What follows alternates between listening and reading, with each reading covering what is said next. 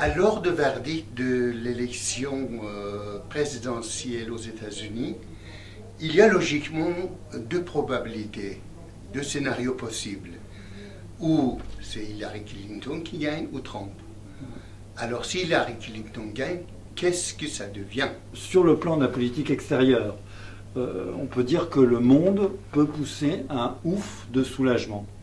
Parce que, compte tenu du caractère d'un personnage comme Trump, qui est imprévisible, impulsif, voire colérique, un personnage comme ça à la tête de la première puissance militaire mondiale, ça ne laissait pas augurer de choses très agréables. On se souvient déjà de George W. Bush. Trump, c'est un George W. Bush multiplié par 10. Donc, voilà. Avec Clinton, on sera en terrain plus connu. Elle était secrétaire d'État, elle était la femme de son mari dans les années 90, etc. On sera en terrain plus connu. Donc plus gérable pour la communauté internationale, voilà. Mais attention, il faut faire attention aussi parce que le monde ne serait pas pour autant soulagé à terme, puisque Hillary Clinton est ce qu'on appelle une liberal hawk, c'est-à-dire une démocrate. Elle appartient au courant démocrate, des faucons démocrates, c'est-à-dire qu'elle est favorable beaucoup plus que Barack Obama à des interventions extérieures. Donc elle pourrait se laisser tenter, en particulier sur le dossier syrien, là où elle prône une zone d'exclusion de vol qui pourrait être extrêmement, en pointant directement l'aviation russe, qui pourrait être extrêmement périlleuse en cas de bras de fer, évidemment, américain avec les Russes. Donc voilà, c'est ouf de soulagement, mais à terme, politique interventionniste et donc des risques également pour le monde sur le plan de la politique extérieure. Qu'est-ce que ça va être sa politique intérieure? Le lendemain s'annonce assez difficile également avec Clinton, sur le terrain social, compte tenu des liens très étroits qu'il y a entre Hillary Clinton et Wall Street, entre y compris les grands groupes. Hillary Clinton est redevable des grands groupes qui ont financé des grands groupes de Wall Street qui ont financé sa campagne électorale. Donc là, une difficulté. Mais en même temps, là aussi, ça devrait être plus gérable en plan interne. C'est-à-dire que pour les partisans de Bernie Sanders, cela sera plus facile de faire monter la pression sur une présidente Clinton que sur un président Trump.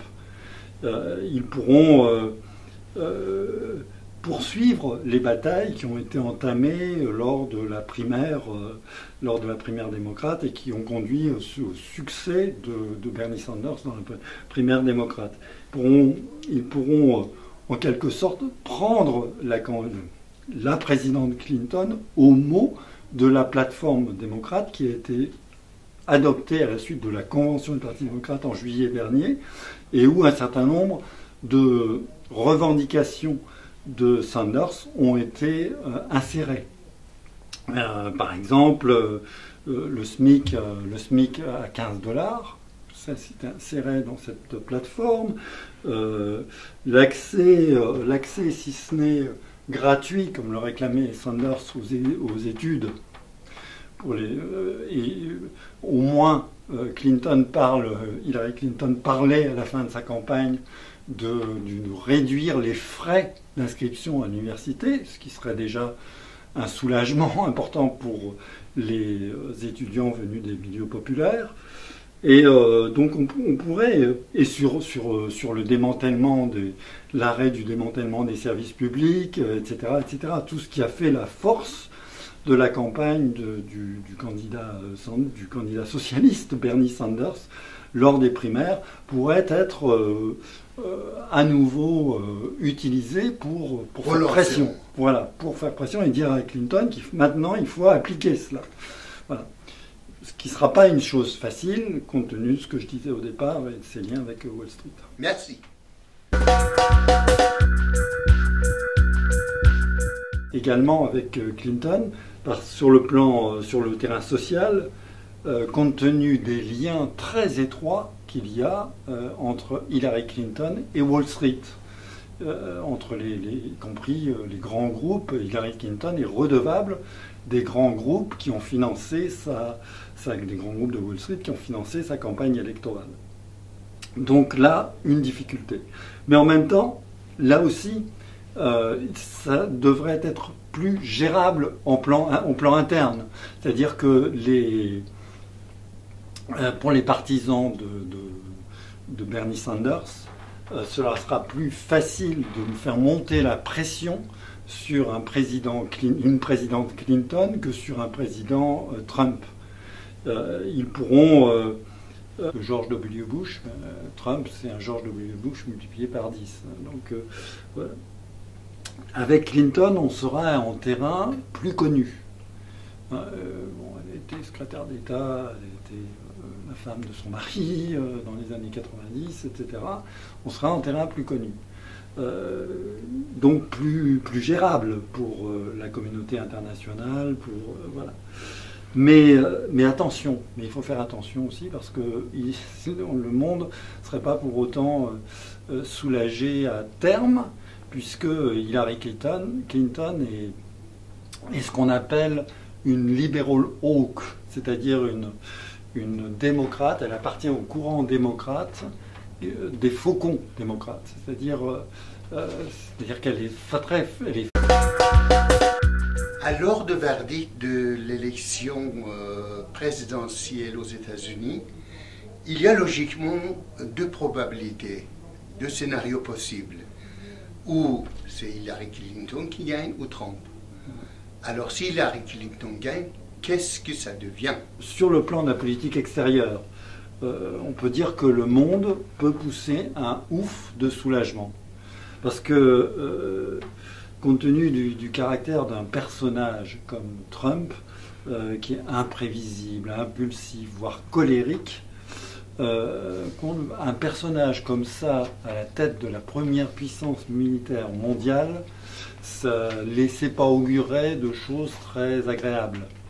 On se souvient déjà favorable, beaucoup plus que Barack Obama, à des interventions extérieures. Donc elle pourrait se laisser tenter, en particulier sur le dossier syrien, là où elle prône une zone d'exclusion de vol qui pourrait être extrêmement, en pointant directement l'aviation russe, qui pourrait être extrêmement périlleuse en cas de bras de fer, évidemment, américain avec les Russes.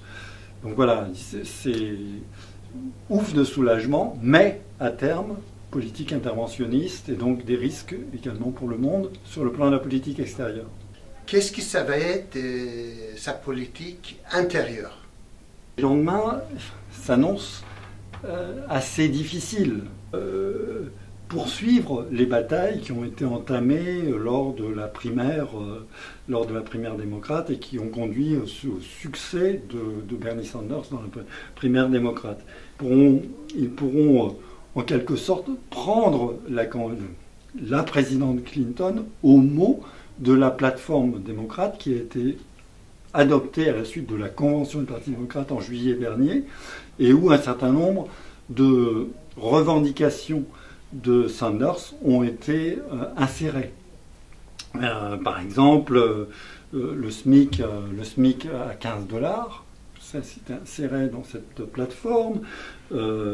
L'accès, si ce n'est gratuit, comme le réclamait Sanders aux études,